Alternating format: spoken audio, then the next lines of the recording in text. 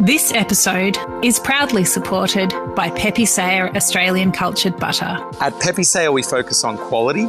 So if someone comes into your restaurant and they see you're using Pepe Sayer, they know immediately that that is a quality product you've got in front of you on the table.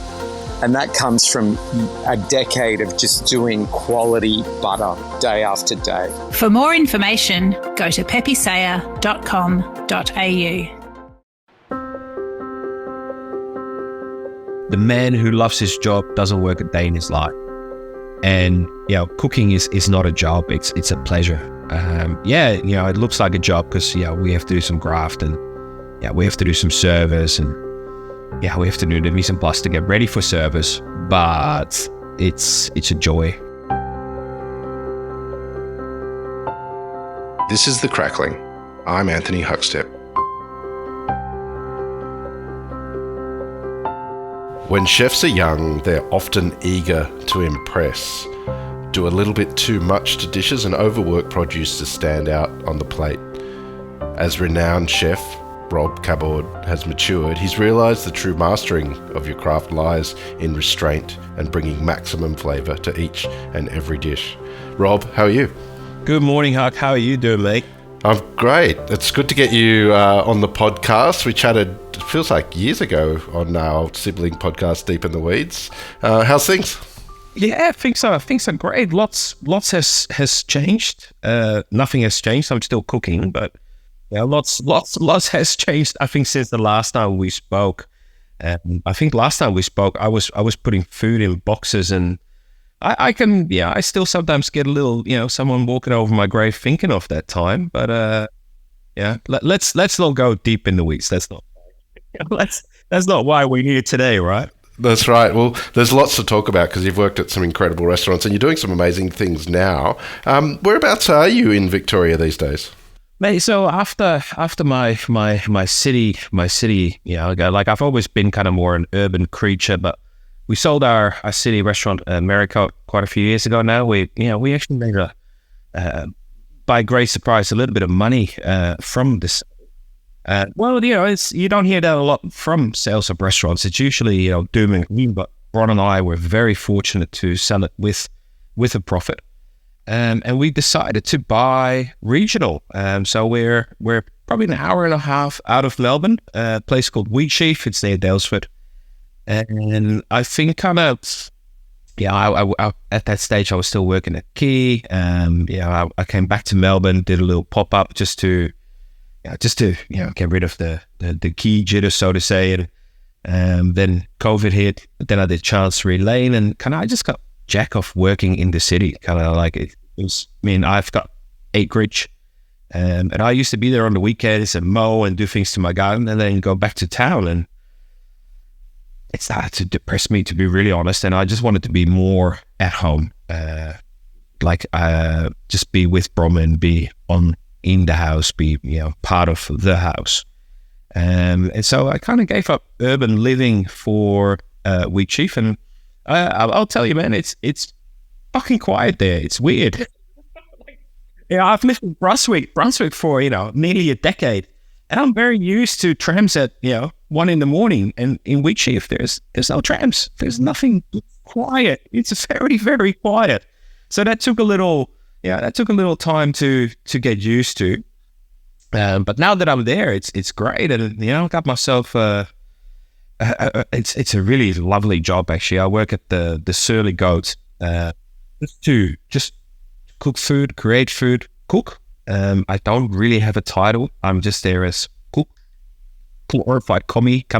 We don't really handle in titles there, which is delightful. And the owner, Dave Wilcox, Dave and Vanessa, they're amazing. They're an amazing couple that are well embedded in the Hepburn, Daylesford community, and we cook local produce very well. We do set menus. I think that's kind of, it used to be a la carte, but the remnants of COVID kind of led us to go, well, let's see if we do set menus. So we do 4 snacks, entree, main, dessert, and the menu changes every week. Nothing gets repeated. And as a cook, that is so liberating. Kind of like that is just absolutely delicious because you can go, right, cool, this week I'm cooking with a little Japanese lens. This week I'm going hard European. Last week, man, we had the first of the asparagus, not the first of the artichoke, but the artichokes were just an amazing size. Broad beans, peas, garlic flowers that we foraged. The week before that, we got some morels from the mountain nearby. And it's as a cook, it's nearly a wet dream of produce there. It's one of those just amazing regions where everything is pretty much available and it's seasonal. Yeah, we're between 5 and 7 degrees cooler than Melbourne. You feel the seasons. When it's cold there, it is cold. Yeah, and it's great because you actually cook to what the seasons should be, and that's an amazing part to be in. When we were off air just before, you mentioned something about being involved with a theatre. Tell me a little bit about this role that you have. So, kind of, because at the Surly Goat we work 4 days a week. I have time, and it's something that as a chef in the higher end restaurants, I've never really had a lot of free time. Yeah, you have days off, but you use the first day to do your laundry, the second day to recoup, and then you're kind of back into the groove. And now having 3 days off a week, I kind of found myself with spare time, and I'm doing a little beer pop up. The Floating Swine, where I do a 5-course beer dinner with matched beers from a region, whatever I fancy. And in one of those events, I met an old friend of mine, and he goes like, man, I got this guy, he's a playwright, he's doing this play about a chef. His chef is not real. What do you mean? Kind of like just, chefs. They're pretty easy creatures, to describe. And they're food driven. They're generally can be a bit of an asshole because it's about the food. So I ended up having a coffee with this guy Nick Parr, and he was in the thick of writing a play called Gluttony. The last 3 weeks we've been doing rehearsals, dress rehearsals. Coming up next 2 days we're doing a showcase, and we're actually gonna try to sell this play, and it's incredibly good fun as a chef to teach an actor how to hold a knife, but then to actually make this actor cook a 3-course meal is even more fun because the actor is kind of faking his way through it, and I'm behind the scenes cooking the real food. Wow. So it's so distant from what I do. Normally, people come into the dining room, they sit down, have a drink, they call away entree or take the order, call away entrees, call away mains. When they call mains, it's 8 minutes. We put mains up with actors, and the ensemble is pretty big. There's 8 actors. There's 2 backstage guys, myself. But actors don't work by clock. They work verbal cues. So one of my verbal cues to get my entree dish up is I have to go to the toilet. But that particular cue, if the actor doesn't go to the toilet, I'm waiting for him to go because the rest of the play kind of hinges on him to go. In one of the dress rehearsals, I was ready, and the bastard didn't go to the toilet and kind of didn't whine. So I'm like, man, come on. Get up now and go to the toilet. So it's a very foreign, but incredibly good fun. And as I said, man, the ensemble we have is like amazing. The actors are amazing. The play is incredibly clever and great. And it's now that we're getting to the stage that we've done dress rehearsals and we're doing the showcase. I see some of myself in Aaron, who's playing Chef Max. It's like, oh fuck, he's a scary motherfucker.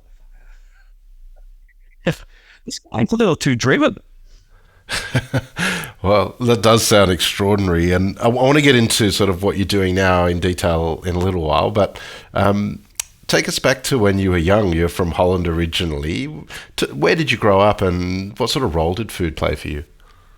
So I grew up Amsterdam and kind of one of the suburban towns of Amsterdam, a place called Hilversum. Food was kind of given. My mum and dad ran a toko, Indonesian supermarket, and the interesting part of that is that neither of them, there's no Indonesian heritage in our family. They're as Dutch can be. But my grandfather had a fish shop and ice that was, what pretty much went hand in hand in those days. After the Second World War, there was a massive migration out of Indonesia, and they had some refugee camps nearby. And the Dutch government, bless them, gave these people out of Indonesia food vouchers for potatoes and white bread. And these people had never seen potatoes or white bread, let alone that they knew what to do with it. So they, started trading with my grandpa. It started off with, can we trade instead of bread with fish? Well, my grandpa was mates with the baker, so that would work itself out. And I think at some stage, one of the Indonesian refugees had asked my grandpa if he could get rice. And my grandpa was like, rice? Fuck is rice? Gonna hey, there's some bread in there. And it actually sounds horrifically racist, but this is early 50s at the best. And it was completely different times. And so my grandpa went to the harbor and, asked around as he's collecting his fish for the day.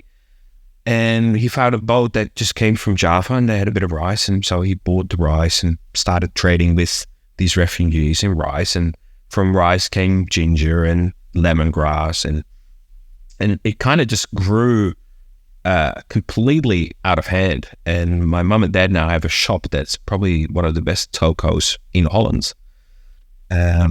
So kind of food was always a given, but it was never really food as such. Like I ate rice mainly as I was growing up because that's what we cooked at home. And it's, food was always there. And I think my interest of food wasn't really for food, but more for the hospitality, the conviviality, the things that happen at the table. Like, how come people are so relaxed when they're eating and have a cup of tea or a glass of wine? And kind of like, it was more maybe even the servitude of being able to provide a meal for someone else. I've always seen it as the chef, the one-on-one of chefing. I have to feed people. And it doesn't matter how fancy I make it, people still have to get something in their tummies that they go, wow, I feel full now. Yeah, I'm happy. And I think that's always been my prime directive once I started, cooking kind of thing, like make sure people eat, they're happy, balance your portion sizes and all that sort of stuff and make sure it's a balanced meal. But if God, my worst nightmare is if I ever get someone that walks away hungry. Like, oh my God, I failed. It doesn't matter what dishes I put up, but I failed. Like, this person came to eat food and they're gonna go get a kebab on the way out. Kind of like, that's my worst nightmare, to be very honest. Pork is such a big part of many different cultures and cuisine in the world. But what about the Dutch? Is it a big part of their cuisine? And do you remember sort of pork dishes growing up? Pork is much bigger in, I think, most of Europe, actually, especially the northern parts of Europe. There is not a lot of cattle around.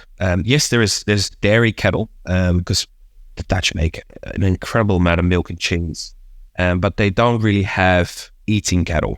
There is some, of course. We do have steak, but nowhere near to what you see here in the Australian butchers. And same for lamb. It's pretty, it's very expensive in Europe, and two, you don't see a lot of it. So pork is kind of like around. It's like chicken and pork is at every butcher, and all the cuts.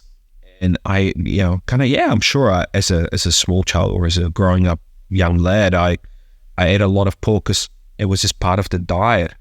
One of the things that for me always stood out is that my grandma, my grandma wasn't rich. She wasn't poor, but she was incredibly proactive in making savings. You know, kind of like every meal stretched 2 or 3 times. Frugal would be, you know, was a very frugal woman. And I remember walking in as maybe a 7 or 8 year old into her kitchen in Amsterdam, and I'd stayed the night, you know, sleep over at grandma's, and I walked in, and looking at the kitchen sink, she was shaving what you know, it looked like a head. She was shaving a head. I kind of just stood there, completely memorized, and I remember this so vividly that, you know, she's shaving this head, and kind of like as she's shaving it, it reveals to be a pig. I mean, I can recognize a pig, and it's a pig head. And as you know, she's finished the shave, and then she got a toothbrush and she started brushing its teeth. And I think at that stage I must have shrieked, sighed, made some sort of noise, because she looked at me and she goes like, well, you know, we don't know what its last meal was. And it was such a, like, man, like, this thing is getting a scrub before it's going into my pot. And like, to today, I so regret not asking more about this, but you know, I was too young. I didn't understand. Like, I understand now. Like, yeah, you wanna give it a shave because you don't want those whiskers in your, you know, in your terrain. You know, the last meal of a pig is questionable. You know, especially if you have criminal friends. And it's one of those things where, you know, to today I still shave the pig's head in the kitchen, and it's a given. And so she would do the shave, the toothbrush, and then she would put it in a pot and just boil it, you know, for maybe a day, like low and slow, and then the whole thing got lifted out. The cheeks were sliced on some rye bread.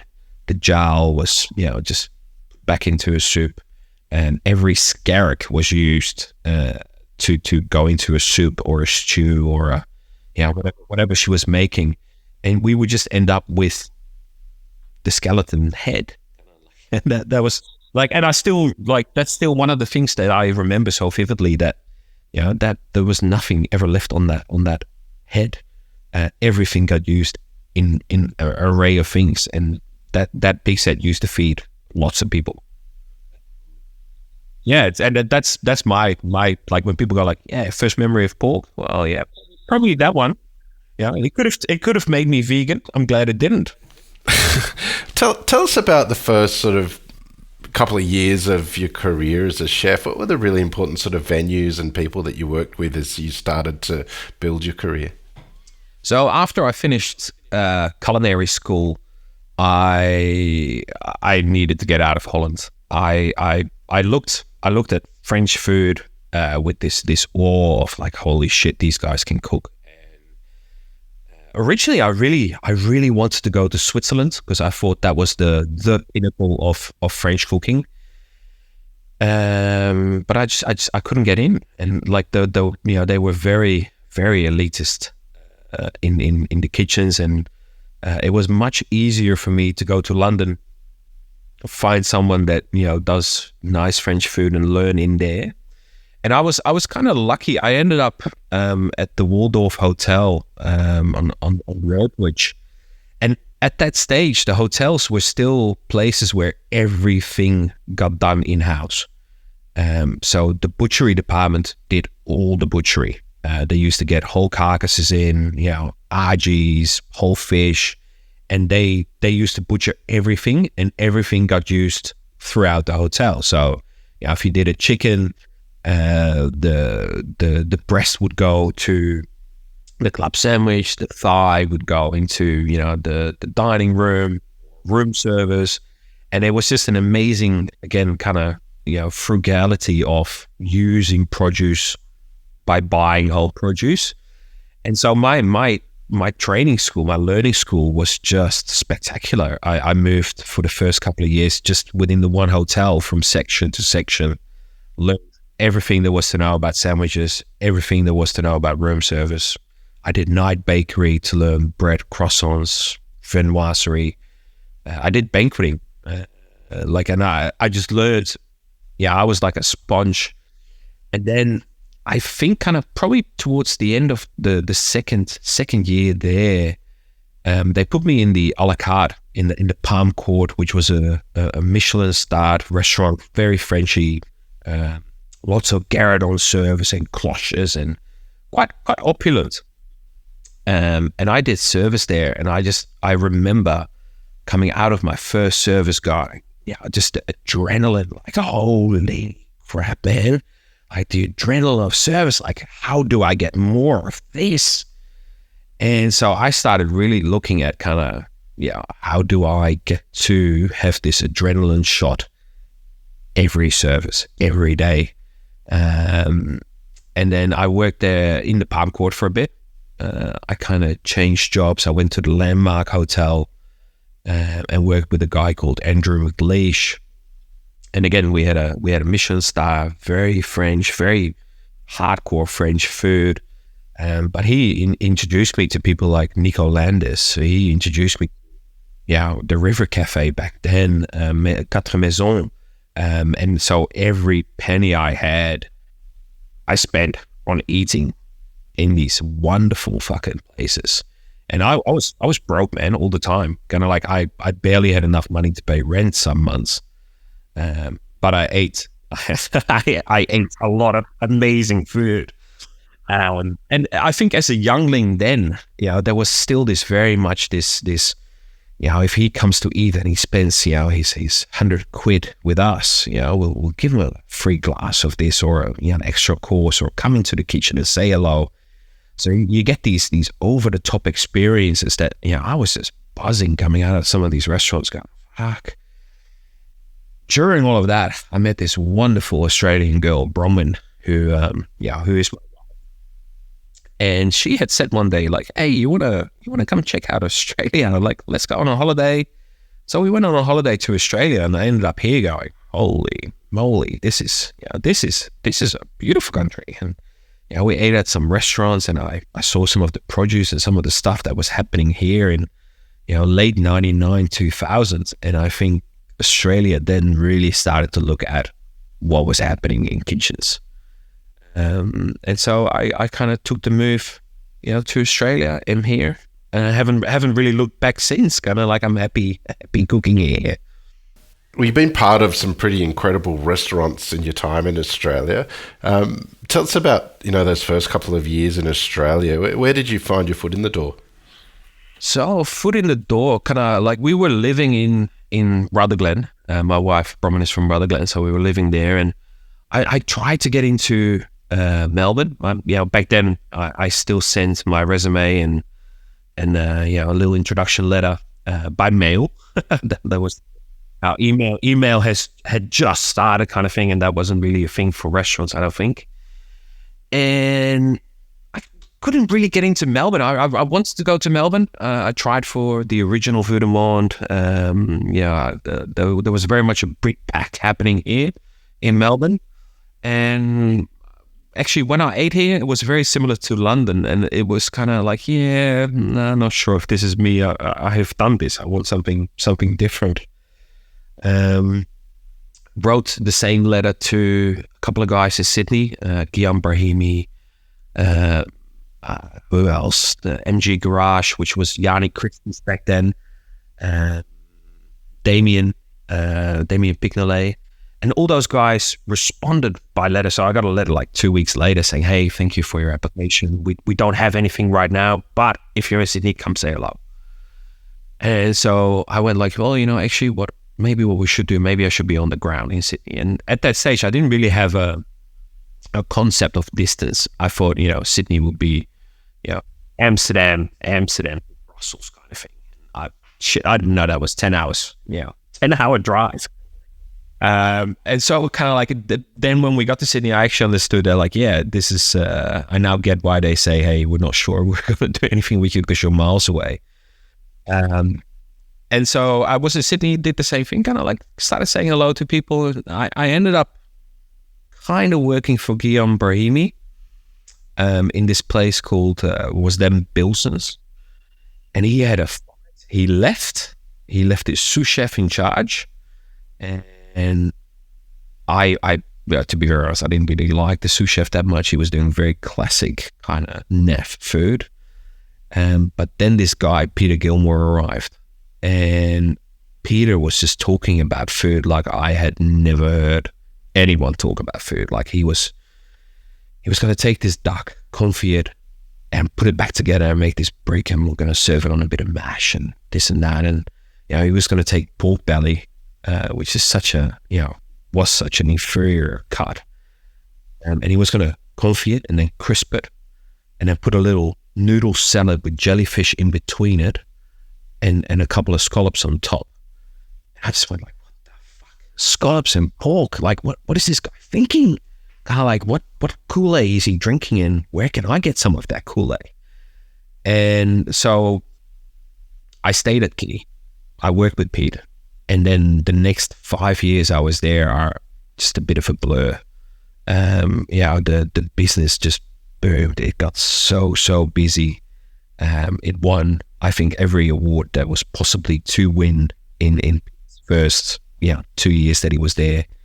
And we worked really, really hard. And super rewarding, because like every service we just made this beautiful food. And I think Pete back then was not quite as refined as he is now. Obviously he grew within Key and now then Long.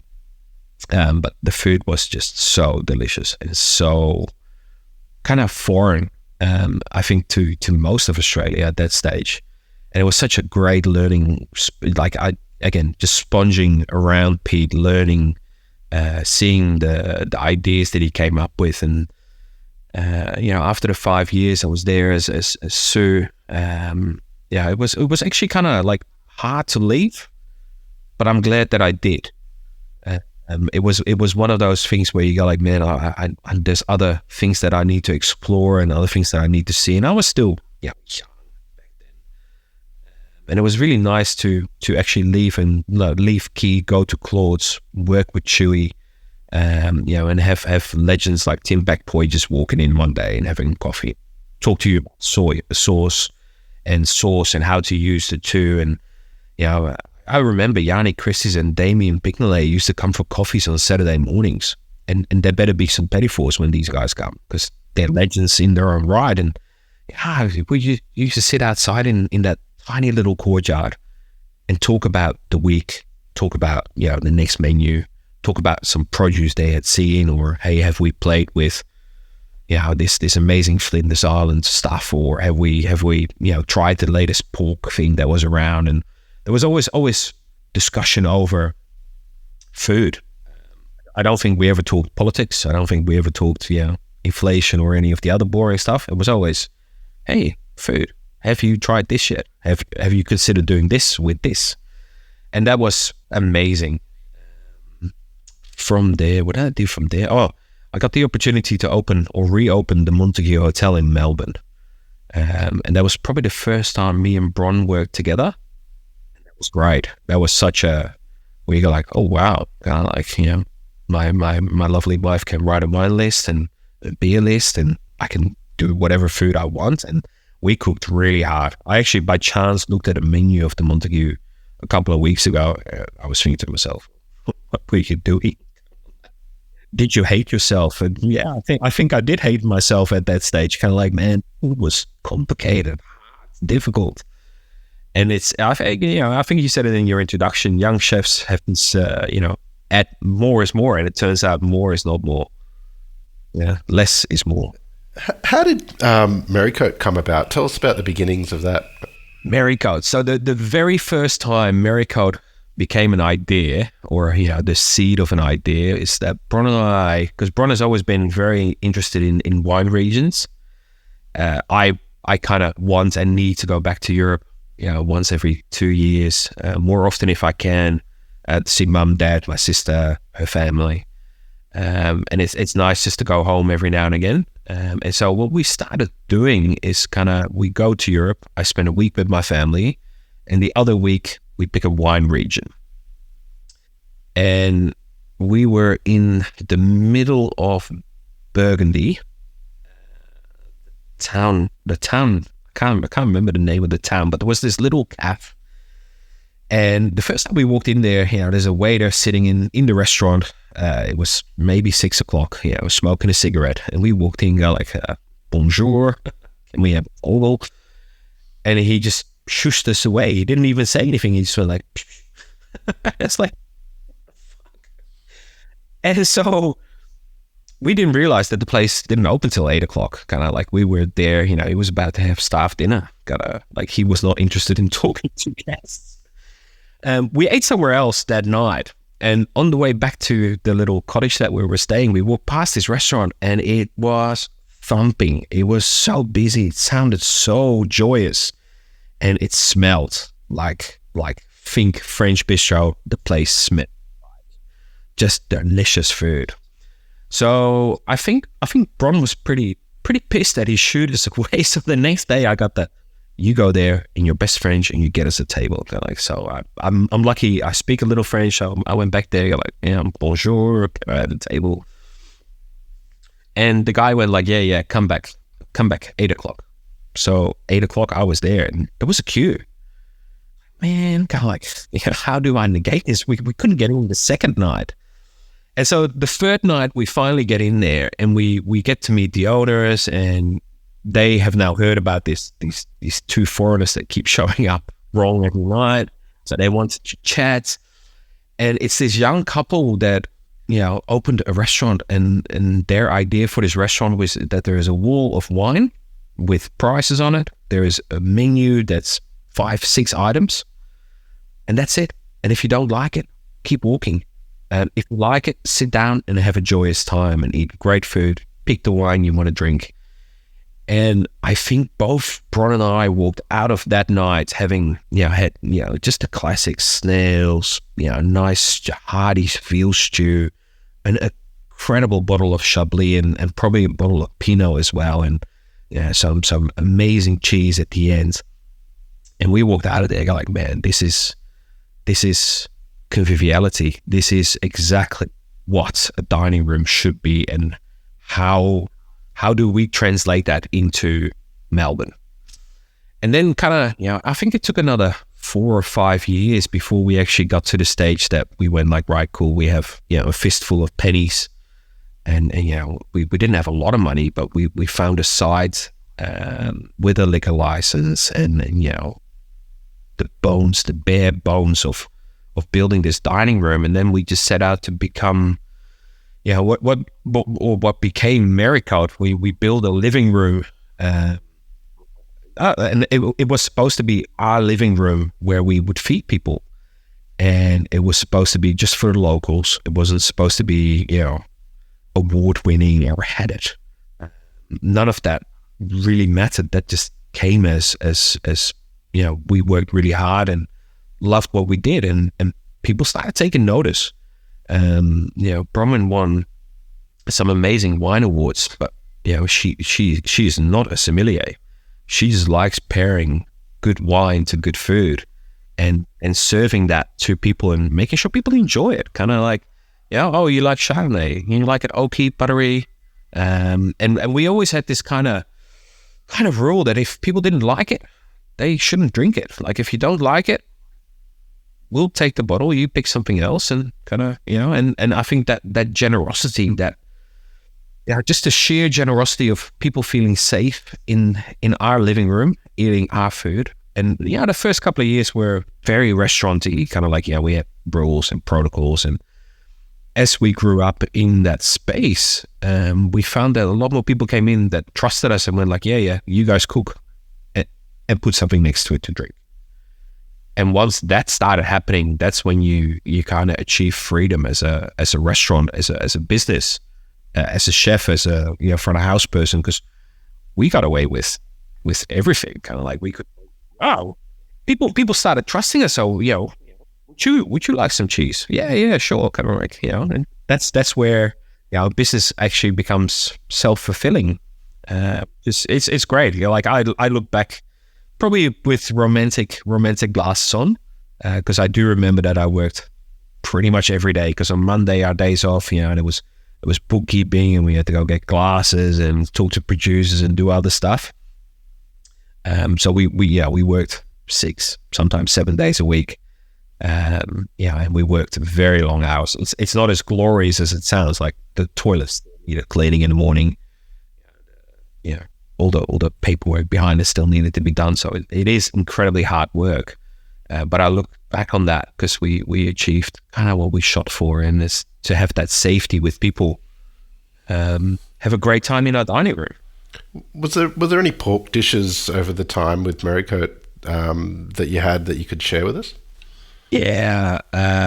So Merrycoat, Merrycoat was probably 90% Victorian. Without having to shout Victoria, but like I always liked the idea of having local produce. And then so with pork, I used to kind of rotate through different pork growers, different pork breeds through the seasons. Like I've always felt that, McIver Farm has incredible black Berkshires, but they're quite fatty. They're like that big animals. So for me, that was always a winter go-to. Shoulder or neck, slowly braised, really nice, rich pork meat with, just enough fat to line that tummy. So when you walk out into, the cold Northcote nights, you still feel warm and sated. During summer, I used to go talk to Judy up at Western Plains because her pork is a bit leaner. They don't grow them as fatty as and good fatty, like not insane fat as the MacGyver guys. But then so during summer, spring summer, I used to use her loins and her fillets because they're a bit leaner. And she had a bit more, so I could use that. And then during winter, we'd use Bundara or MacGyver. One of my favorite winter dishes, because it is a bit fresh here this morning. Used to be the braised neck. So I used to braise the MacGyver neck, roll it back into itself, take the skin off, roll it back, make a nice little roll, reduce the stock, and then add basically all the spices you would find in a chutney into this stock. So you end up with this chutney tasting sauce. And then that I used to do like little Parisians of kohlrabi, pear, quince, apple, some cooked, some not cooked, some pickled. And all of that I would put on the plate and just wrap it in ribbons of kohlrabi. Maybe a little chutney oil, or maybe an elk leaf, because I do like the micro herbs and the flowers. So there was a space for like just a nice little fine dining kind of touch, and that it was just so delicious. You had the crunch and the freshness, and then this roaring piece of hot braised pork. And many mornings, because that got braised overnight, I would come in, get a fresh white bread roll, and have myself a pork sandwich, leave one for my sous chef, and it's just one, again, like romantic glasses, but very happy days where you're like, man, fuck yes, pork is in the oven. Yes, I'm leaving late, but pork is in the oven tomorrow morning. It's so good. You ended up returning to Key and leading the team with Peter Gilmore. What was that experience like, and were there any sort of pork dishes there in that time that you can share from that experience at Key? Yeah, so when I went back, originally I was only going to go back for a couple of months to help out Pete. Pete was about to open Benelong. Rob, who's there, was leaving Key. Sam was leaving to go to Hong Kong at that stage. So he was head chef, sous chef-less. And so I said, oh, well, I'll help you out for a bit. Kind of like, I'm in a good position here. I can do that. And that, little bit of helping out became, nearly 4.5 years later, which was, great fun. And it was a, Key is a beast of a kitchen. It's, there's 40 chefs, there's 60 front of house. It's an incredibly large team. And I was kind of lucky enough that I came in the stage where, the renovation was nearly signed off on. So, we did probably about 1.5 years of what I consider Pete's old food. Was still it was still the choice menu where we had entree, meat, main, dessert, 4 choices each. And I think when Pete did that, he was, Pete has the same directive. We have to feed people. So it was a good solid meal, and I don't think expensive at that stage. And then when we really stopped and thought about hey, we're doing this multi-million-dollar renovation, we're stripping the kitchen, building a new kitchen, redoing the dining room entirely, everything, like we're going back to concrete. What do we want? And Pete very early on went like, man, I want to be just setting 8 courses. No more of this choice stuff. We're just doing it so we can really, really focus on a dish and get it like just to seconds from perfection. And once that decision got made, it was really hard because we had a lot of favorites, like the snow egg. It's like, no, the snow egg can't come back. The pork belly, no, can't come back. Like we actually have to shed all these dishes. And I know Pete struggled with this because these were solid dishes perfected over many years. And so I think once Pete started playing with, hey, this is the menu we're building, at some stage, he went like, I got this idea for jowl, and it'd be really nice if we make a sea cucumber crisp to go with it. Here he goes again. And that dish is so delicious to eat, so amazing to eat, but it takes so much time and focus to make that you couldn't do that in an a la carte or even a choice menu, because you just need to focus on getting the perfect piece of jowl, getting it to the perfect temperature in the right sauce conditions. The garnish needs to be just chewy enough, but not chewy, but it needs to be more chewy than the jowl, because otherwise it all becomes the same. And then this crisp, used to take, I think, 8 or 9 days to make. And it was just a little garnish crisp. It wasn't even part of the dish. It was just a little garnish that we put on things. It was great to actually be part of that little restaurant at the harbor again. It was just such a great time, I think, for Key. Like, again, kind of like, it reopened to amazing critical success again. Kind of re-solidified that it is, arguably one of the best in Australia. And for especially for Pete, I think it's like, he's been there 20 something years now. Just to make that happen again, it's just amazing. Plus, he's running the other little bistro called Benelol on the other side. That's only a little restaurant as well. So it's just amazing, and an amazing time to be part of that family. It's the time that Fire Door came on. We started working a bit closer with the guys at Otto and kind of like have a bit more, as a group view, as opposed to just being individual restaurants. And it was, loved it. But kind of, my wife was in Melbourne, and I do miss her, and I do like living with her. So at some stage I went like, time to go back to Melbourne, as opposed to flying every other week. And I have a lot of air miles from that time. Let's talk about pork for a little bit. Are there any sort of particular dishes or are there particular cuts that you sort of favour and that you can tell us about? No, the whole thing is good. From like literally nose to tail, Huck. Kind of like the whole thing. The whole thing is edible, and there's not a bad scarrick there. And it's it's like picking your favorite child. You can't, and not, especially not when all these other people are listening.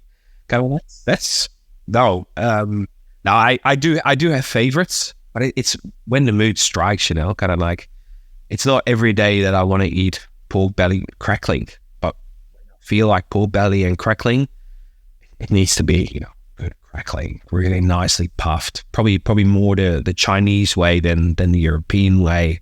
So you get that really airy, fluffy crackling. But then in that same breath, I could happily, have a bacon and egg sandwich. mean, I know those cuts are really close to each other, but a crispy pig's ear sandwich, just very lightly floured, a little bit of iceberg lettuce, Kewpie mayonnaise, delicious. You mentioned earlier at the Surly Goat how there's a real celebration of the producers of the region there. Has pork found its way on the menu there? Is a dish that sort of stands out that you could tell us about? Pork does make a regular appearance. Again, we are guilty of using multiple producers. So Bundara, Laura does a great job with her pigs. There's a really small farm, Brooklands, near us. They're about 45-minute drive. When they kill pigs, there's just enough for us to run a week. But that's because they don't kill a lot. So that's a joyous moment when you get that phone call. You're like, oh yes, we'll take it. We'll take the whole thing. And then we have to figure out what we do with it. So the dishes change. And I have to say, Dave, bless Dave. He's very guilty of changing things a little too often. So we could start, the week with a little, braised, maybe pork belly, and then, because we have to move to loin, we'll change the garnish because the pork belly garnish couldn't be anywhere near the loin garnish. And then in that same week, and we only do 3 days there. We might do something else on the third day, and it's just joyous because we're cooking every day and we're just making it up, and we're doing some delicious food. I think I'm trying to think, what did we do last with? We had a roasted Boston, so the neck of Bundara. We brined that for a couple of days because we got the delivery. We thought the delivery would come on a Friday and it showed up on Monday. So we went like, oh shit, well, let's put it in a brine. Just for safety now that we haven't, we can do something with it. So we put it in like a little 2.5% brine for a couple of days, roasted it up, and we just served that with a little black garlic. We had some snow peas, and just kind of like just local little. It wasn't actually about the stuff around it. It was about this really nice roasted piece of kind of unctuous, because pork neck has this lovely chew to it, right? Unless you braise the shit out of it. When you roast it, it's got this lovely little, you have to work for the flavor. And both Dave and I like that idea where we can use this cut and actually make people, and yes, we slice it, we do the chefy thing so they don't have to hack away with it with their knife at the table. But you have to actually put it in your mouth, chew it and go, God damn it, this tastes like pork. And kind of like, and the garnish is, very light, very, only serve a little salad on the side and some bread to mop up the sauce with. But for us, it was about the protein and not about the fluff around it. Yeah, we want to have some interesting things like maybe a gentleman's relish or some black garlic, white garlic, like a little puree. And then, maybe an elk leaf if we have some. If we have some, like that happens a lot at the goat. Do we have any? I don't know. Like, is this season? Yeah, it should be around. Oh, let's use it. Well, you're always doing interesting things, Rob. What do you love about what you do? Cooking. It's. I say this to a lot of people. The man who loves his job doesn't work a day in his life, and cooking is not a job. It's a pleasure. It looks like a job because we have to do some graft and we have to do some service and we have to do the mise en place to get ready for service. But it's a joy, And the Surly Goat has an open kitchen, so often people will come by like, oh, thank you for this amazing meal, and go like, our pleasure. Now you go have yourself a great weekend. And that little interaction is free.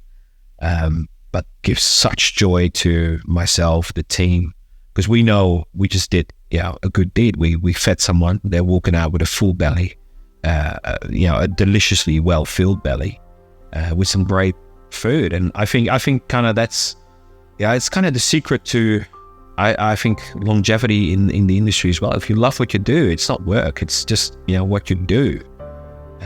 Once it becomes work, you should assess what you're doing. Well, Rob, as always, it's an absolute pleasure to catch up, and awesome to get you on the Crackling today, just to hear a little bit of your story.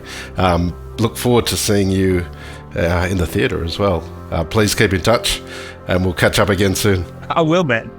All right, take it easy, and I'll talk to you soon, mate. Cheers. This is The Crackling, a Deep in the Weeds production in partnership with PorkStar. I'm Anthony Huckstep. Stay tuned as we catch up with some of Australia's best chefs and pork producers to discover what makes Australian pork so special.